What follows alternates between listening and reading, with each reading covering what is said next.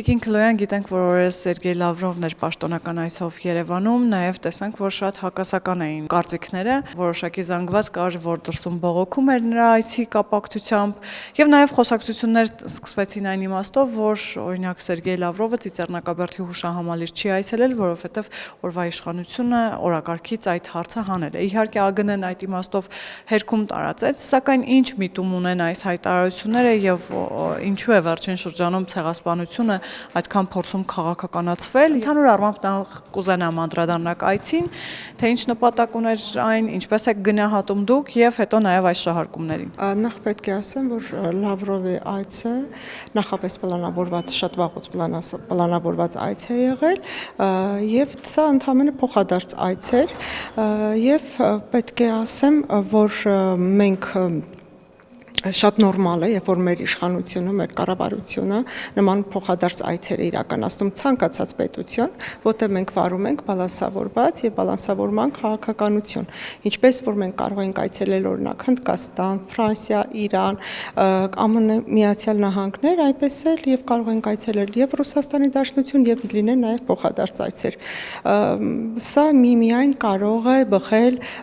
պետության շահերից եւ ես համոզված եմ, որ մեր կառավարությունը հենց այնպիսի քաղաքականություն է վարում, որ միայն պետք է բխի Հայաստանի Հանրապետության շահերից, այսինքն այս այցերը նպաստում է մեր պետության հետագա ընդհանրապես կառուցվող շահերի հիման վրա։ Ինչպես է գնահատում Լավրովի այստեղ արված հայտարարությունները նույն Ուկրաինայի մասով եւ ինչպես դա կընկալվի օրինակ արևմուտքի կողմից։ Սա արդյոք բխում է մեր շահերից, որ Հայաստանը ինչ որ իմաստով օգտագործվեց որպես հարթակ Ռուսաստանի արտգործնախարարի համար։ Նաեւ Լավրովը խոսեց այն մասին, որ Հայաստանը ուկրաինացման ճանապարհով չի կարող գնալ, որովհետեւ Ռուսաստանի հետ դաշնակիցներ են, Հայաստանում ռուսաց լեզուն արգելված չէ եւ նմանատիպ այլ հայտարարություններ։ Այս հայտարարություններին ընդհանուր առմամբ ինչպես կարծականք եւ ինչ է կարծում օրինակ արևմուտքում դա ինչպես կընկալվի։ Պետք է ասեմ, որ կոնկրետ մենք ասել ենք, որ Ուկրաինայի հարցում մեր կառավարությունը հնչեցրել է այդ միտքը, որ Ուկրաինայի հարցում մենք դաշնակիցներ չենք։ Եվ ընդհանրապես իմ կարծիքով, որ պետությունների միջև հարաբերությունները պետք է կառուցվեն փոխգործակցության, փոխընկերության եւ պետք է լինեն, այսպես ասած, համատեղ շահերի։ Չպետք է մեկը մյուսի վնասեն իրենց պետական շահերը եւ ըստ ինձ ես կարծում եմ մենք մեր եւ արևմտյան գործընկերների եւ Ռուսաստանի գործընկերների շատ լավ կարողանում ենք բանակցել, խոսել եւ հասկացնել, որ սա ուղղված չէ մեկ պետության, մեկ այլ պետության դեմ։ Սա պարզապես մեր, ինչպես ես նշեցի, բալանսավորված եւ բալանսավորման քաղաքականության վարելու միտումն է եւ բացարձակ մենք մտադրված չենք, որ ենթադրենք մեկ այլ պետության հետ, երբ որ մենք համագործակցում ենք, աշխատում ենք, պետք է դա վնասի մեկ այլ պետությանը կամ ուղղված է մեկ այլ պետությանը։ Այնպես որ ես կարծում եմ մեր վարած քաղաքականությունը շատ լավ տեսնում են բոլոր մեր միջազգային գործընկերները եւ չեմ կարծում, որ պետք է այն ուղղված լինի որևիցե մի պետության դեմ, առավել եւս վնասի մեր պետության շահերը։ Իսկ Լավրովի Ծիծեռնակաբերդ չայցելելուն այդպես էլ չանդրադարձակ, դա ինչ որ բանով պայմանավորված էր, դուք ինչի հետ եք դա կապում, ինչու է ցեղասպանության հարցը այսքան քաղաքականացվում։ Ես պետք է ասեմ, հավանաբար ըստ ինձ, ես չեմ կարող ասել, այդտեղ չեմ եղել, ես կարծում եմ, որ պարզապես Լավրովը ցանկացել է, որ անպայման այցելի մայիսի ներողություն հայրենական մեծ պատերազմի հուշահամալիր եւ այնտեղ ծաղկեպսակ դնի։ Սա ինչ որ արարողակարգային որոշում է եղել իր կողմից եւ ես չեմ կարծում, որ մենք ասել ենք, գիտեք ինչ հարգելի Լավրով, դուք չպետք է այցելեք Ծիծեռնակաբերդ, այլ պետք է այցելեք այնտեղ։ Հավանաբար ինքն է ցանկացել այդպես եւ ես կարծում եմ, որ ցեղասպանությունը քաղաքականացնելը դա այսպես ասած անհետեթ երևույթն է, որ կա մեր հասարակության մեջ մենք եւ ընդհանրապես յուրաքանչյուր հայ ես կարծում եմ, որ երբևիցե որևիցե մեկ անգամ որևիցե մեկ հայ չի կարող հերքել ցեղասպանության իրականացված այդ երևույթը եւ անգամ մենք ունենք այսպես ասած օրենսդրություն, քրեական օրենսգրքում գրված է, եթե որևիցե մեկը հերքի կամ այսպես ասած ուրանա, պետք է կրի քրեական պատասխանատվություն։ Տիկին Քլոյան, դուք ասում եք, որ օրվա իշխանությունը, կառավարությունը վարում է բալանսավորված եւ բալանսավորման քաղաքականություն եւ դրա համատեքստում էր նաեւ Սերգեյ Լավրովի այցը Հայաստան, բայց օրերս Ռոբերտ Քոչարյանը իր վերջին ասուլիսում հայտարարեց, որ իշխող ուժը գալու օրվանից ջանք չի խնայել, որպեսզի փչացնի հարաբերությունները Ռուսաստանի հետ եւ շարունակում է այդ գործը։ Հիմա դուք հարաբերությունները Ռուսաստանի հետ փչացնում եք, թե բալանսավորված քաղաքականություն եք իրականացնում։ Իմ կարծիքով, ես այսինքն ոչ թե կարծիքով խորը համոզմունք ունեմ, նախ պետք է անդրադառնամ, որ Ռոբերտ Քոչարյանը իր կառավարման տարիներին այնպիսի քաղաքականություն է վարել, որ մեր ամբողջ ինքնիշխանությունը, այսպես ասած, պարկեցրել է Ռուսաստանի Դաշնության տակ։ Այսինքն ինքը չի վարել այնպիսի մի քաղաքականություն, որը կբխեր միմիայն մեր պետության, Հայաստանի Հանրապետության շահերից։ Դրա վառ ապացույցը այն է գույք պարտքի դիմաց հանձնելը եւ ընդհանրապես թեկուզ մենք երբ որ այլ երկրներում քվեարկություններ են կատարել, միջազգային քվեարկությունների մասին է, մենք արել ենք անգամ այդ քվեարկությունները իշահ Ռուսաստանի Դաշնության, այսինքն մեր ազգային պետական շահերը միշտ ոտնատակ է դրել։ Եվ հիմա մենք ոչ թե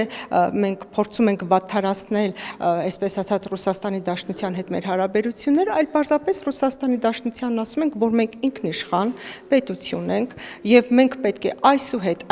այնպիսի քայլեր իրականացնենք, որը կբխի միայն մեր պետության շահերից, այսինքն մենք այստեղ փորձում ենք ամրապնդել մեր ինքնիշխանությունը եւ ինչի համար կարծում եմ բոլոր քայլերը ուղղված են դրան եւ ճիշտ են։ Տիկին Քլոյան, արդյոք մեր ինքնիշխան շահերից է բխում, օրինակ Լավրովի այցի շրջանակներում էր այդ մասին հայտարարվեց, Լավրովը ասաց, որ Սյունիքում պատրաստվում եք բացել Ռուսաստանի հյուպատոսություն,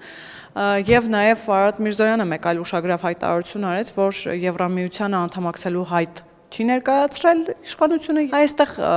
մեր շահերից է բխում արդյոք այս հայտարարությունները եւ արդյոք տեղավորվում է բալանսավորման ու բալանսավորված քաղաքականության մեջ։ Կոնկրետ Արարատ Միրզոյանը ճիշտ է արտահայտվել, որովհետեւ այս պահի դրությամբ մենք հաստատ հայտ չենք ներկայացրել, բայց դա չի նշանակում, որ ապագայում, երբ որ մենք կկատարենք մեր տնային բոլոր աշխատանքները, այսինքն մենք այնպեսի մակարդակի կհասնենք մեր պետության մակարդակը, որ արդեն, այսպես ասած, պատրաստ կլինենք հայտ ներկայացնելու։ Ես չեմ կարծում, որ դա ասելը, ուրեմն վերջ, մենք այլևս երբևիցե հայտ չենք ներկայացնի, պարզապես այս պահին չենք ներկայացնում, քանի որ պետք է կատարենք մի շարք, այսպես ասած, օրենսդրական կամ ընդհանրապես շատ բարեփոխումներ, որ մեր, այսպես ասած, կարգավիճակը կհամապատասխանի եվրոպական չափանիշներին կարգավիճակին, որից հետո նոր կմտածենք հայտ ներկայացնելու մասին։ Եվ վախեր ու սպառնալիքներ կան այդ իմաստով, Տիկին Քլոյան։ Ոչ, բացարձակ վախեր սպառնալիքներ չունենք, որտեղ մենք շարժվում ենք ժողովրդավարության ուղղությամբ, հաստատուն քայլերով առաջ ենք մղում մեր ժողովրդավարությունը եւ այստեղ ես ոչ մի կասկած չունեմ եւ պետք է նաեւ մենք պատրաստ լինենք բոլոր այդ քայլերին իրականացմանը, մեր ժողովուրդը եւս պետք է պատրաստ լինի, որովհետեւ միմիայն չպետք է ասենք ժողովրդավարություն ու ձեռքներս ծալած նստենք, այստեղ ժողովրդավարություն ասելով պետք է հասկանանք կարգ ու կանոն, օրենքի գերակայություն, մարդու իրավունքների հարգել եւ դրա պահպանումն ու իրագործումը։ Ոչ միայն պետք է ասենք, եւ յուրաքանչյուրս պետք է վերափոխվենք այդ առումով, որ կարողանանք հաստատենք ել ավելի ամուր կայուն ժողովրդավարություն մեր պետությանը եւ ձգտենք ընդլայնվել, հասնել մեր ցանկացած երազանքներին ու նպատակներին։ Տիկին Քլոյան, դուք Ռոբերտ Քոչարյանի իշխանության տարիները հիշատակեցիք գույք պարտքի դիմացը նաեւ։ Այո, Ռոբերտ Քոչարյանն էլ իր վերջին ասուլիսում ասում է, որ իր պաշտոնավարման տարիները Հայաստանի Հանրապետության համար եղել են ամենաանվտանգը, ամենաապահովը, բանակը եղել է ամենալավ վիճակում եւ այն մեղադրանքները նաեւ այսօր ապօրինի գույքի մասով որ ներկայացնում եք, ինչ որ իմաստով անհիմն են, ավելին ինքը օրվա իշխանությանը մեղադրեց կոռուպցիայի մեջ, ասաց, որ քաղաքացիական պայմանագիրը կոռուպցիոն հանճարներ են, падգամավորները։ Նիկոլ Փաշինյանն էլ ամենահարուստ մարդն է։ Ինչպես կմեկնաբանեք։ Ամենաանվտանգը ես կարծում եմ, որ այստեղ ուղղակի ինքը ֆանտազիայից է, որ խոսում է, որն էր անվտանգը, նախ առաջինը, ինքը ամեն ինչ արել է, որ կարողանա իր իշխանությունը պահի, իսկ ինչի, որովհետև ինքը երբ որ եկավ իշխանության, անօրեն ճանապարհով եկավ իշխանության, ինչպես կոնկրետ ինքը սահմանադրական կարգը տապալեց, որովհետև չէր հանդիսանում Հայաստանի Հանրապետության քաղաքացի, այլ Լեռնային Ղարաբաղի բնակիչ էր, ինքը չուներ այդ 5 տարվա քաղաքացիությունը եւ այդ կարգը տապալելով դարձավ նախագահ։ Դրանից հետո ինչ արեց։ Դրանից հետո որպիսի ամրապնդի իր իշխանությունը, սկսեց գույք պարտքի դիմաց գործարք իրականացնել, սկսեց, այսպես ասած, երկրի թալանը եւ ամենակարևորը վարդ բարքերի ձևավորումը, այսպես ասած, օլիգարխիայի հիմնումը, այս ամեն ինչը ինքը ստեղծեց, որպիսի կարողանա հարստանա, իսկ իրեն որպիսի այդ հարստությունը պահի, միմիայն պետք էր զիջումներ անել Ռուսաստանին, որ կարողանա իշխանությունը, այսպես ասած, շարունակի։ Եվ ամբողջ համակարգը, երբ որ ինքը քրյա օլիգարխիկ համակարգը հիմնեց, միմիայն միտված էր իր անձնական հարստության, իր շրջապատի հարստության եւ ինչու պետք է լիներ իշխանության գլխի, որպեսզի կարողանար այդ հարստությունը պահեր։ Ես զարմանում եմ, ինչպես է խոսում բանակից, երբ որ մեր դիրքերը կահավորում էր կոնսերվայի բանկայով, ես սա մի քանի անգամ եմ նշել, խոսում էր բանակից եւ չկար բանակում այն կարգ ու կանոնը, չկային այն կարևորագույն զենք զինամթերքները, որը պետք էր մեր բանակին։ Խոսում էր կայունությունից, բայց մոտ եթե կայուն հզոր լավ պետություն էր մեր պետությունը, ինչպես էր, որ շարունակաբար ժողովուրդը հեռանում էր երկրից, մոտ 1 միլիոն բնակիչ մեր Հայաստանի Հանրապետության քաղաքացի լքեցին։ Եթե այդքան լավ էր, ապահով էր, անվտանգ էր, բարեկեցիկ կյանքով էին ապրում, ինչու մեր ժողովուրդը հեռացավ մեր երկրից, ինչու մեր բնակչության թվաքանակը նվազեց։ Սրանք հարցեր են, որի պատասխանը ինքը պետք է տա։ Էլ չեմ խոսում, որ այսպես ասած անօրենությունը, չկար մարդու իրավունքները, չկար մարդու ազատությունները, ազատ թափանցիկ կտրությունը, ազատ խոսքը, այս ամենը, չէ՞ որ հենց այդ անարդարությունը, անարդարությունից ելնելով մեր բնակիչները հեռացել։ Անարդարությունները այն, որ կարող էին, այսպես ասած, մարդկանց ունեցվածքը խլել, մարդկանց ունեցվածքը խլել կամ այսպես ասած դա արդարադատություն չկար, մարդկանց կարային սպանեին, կազմակերպեց հոկտեմբերի 27, մարտի 1, դրանք չէ, որ այս ամեն ինչը բխեց նրանից, արեց այն նրա համար արեց, որպեսզի ինքը կարողանա պահի իշխանությունը, միայն իշխանությունը։ Սահմանի խաղաղ էր, ասում են, որ ամեն դեպքում պատերազմ չկար։ Ռուսաստանը իր բոլոր պարտականությունները 100%-ով կատարում էր, բոլոր պայմանավորվածությունները կյանքի էին կոչվում, այս իշխանությունների գալով հիմա բողոքում են, որ Ռուսաստանը այս պարտականությունը չկատարեց, այն պարտականությունը չկատարեց, բա ասում եմ իմ ժամանակը ինչպես էր կատարում։ Իր ժամանակ կատարում էր նրա համար, որովհետև ինչ ուզում էին Ռուսաստանի կայսրությունը, ինչ ուզում էր, նա էլ տալիս էր։ Ասում եմ, այդքան գործարանները տվեց,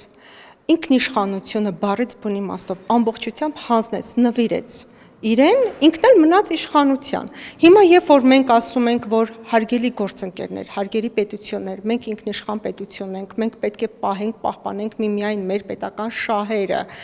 եւ մենք ոչ մի վնաս չենք հասցնում մեկ այլ պետությանը, մենք մեր բոլոր պարտականությունները Ռուսաստանի Դաշնության առաջ կատարել ենք։ Եվ բացարձակ մենք չենք փչացրել այդ հարաբերությունները։ Պարզապես մենք ասում ենք, մենք պետք է ենթադրենք քվեարկություններ իրականացնենք, պետք է դա նայենք, տեսնենք, արդյոք բխում է մեր պետության շահերից։ Ենթադրենք որևիցե մեկ այլ պետության հետ պետք է հարաբերություններ հաստատենք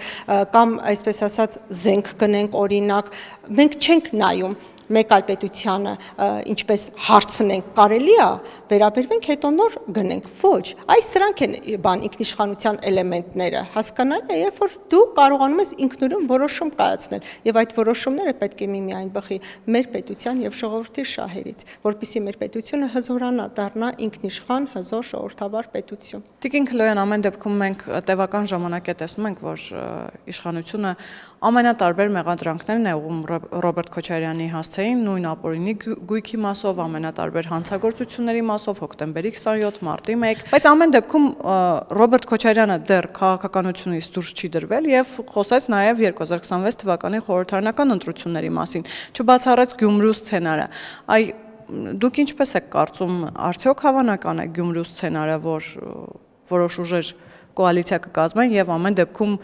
իրենք նշում էին, որ Գյումրիում քաղաքացիական պայմանագիրը պարտվեց եւ խորհրդարանական ընտրությունների ժամանակ այս սցենարը դուք հավանական համարում եք եւ այդ իմաստով ռիսկեր չեք տեսնում։ Ես Համոզված եմ, որ 2026 թվականի ընտրությունների մենք 50+1 ենք ունենալու, այդքան ձայներ ենք հավաքելու, իսկ իր առումով, գիտեք ինչ, ես չեմ պատկերացնում, որ մեր քաղաքացիները տեսնելով այն բոլոր, այսպես ասած, հանցագործությունները, որը ինքը իրականացրել է, եւ դրանից եւ ինքը ինչ դիմակել որ հակնի, ում էլ որ ասպարեզ բերի, ժողովուրդը իր մաշկի վրա զգացել է իր վարած քաղաքականությունը իր պետության ներսում, թե արտաքին ժամանակ եւ չի կարող տալ, հասկանում եք, իրեն քվեներով չեն կարող ապահովել, չի կարող ժողովուրդը մոռանա այն ամենը ինքը ինչ արել է եւ ասում եմ ում էլ որ ասպարեզ բերի ինչ դիմակել որ հակնի միևնույն է ինքը հաջողություն չի ունենալու իսկ թե կկիրառի Գյումրու այսպես ասած օրինակով կարծում եմ կկիրառի բայց այստեղ մեր այսպես ասած պետք է մենք աչալուրջ լինենք եւ մեր ժողովրդին ամեն դեպքում իրազեկենք այն ինչը այն քաղաքականությունը որը ինքը իրականացնում է ընտրությունների ժամանակ ու ես համոզված եմ որ մենք հաղթանակելու ենք Տիկին Քլոյան, ամփոփելով դուք ասացիք, որ համոզմունք ունեք, որ 50+1 ձայներ եք հավաքելու։ Ամեն դեպքում որտեղից այս համոզմունքը, նաև հաշվի առնելով, որ քիչ չեն դժգոհությունները նաև իշխող ուժից։ Դուք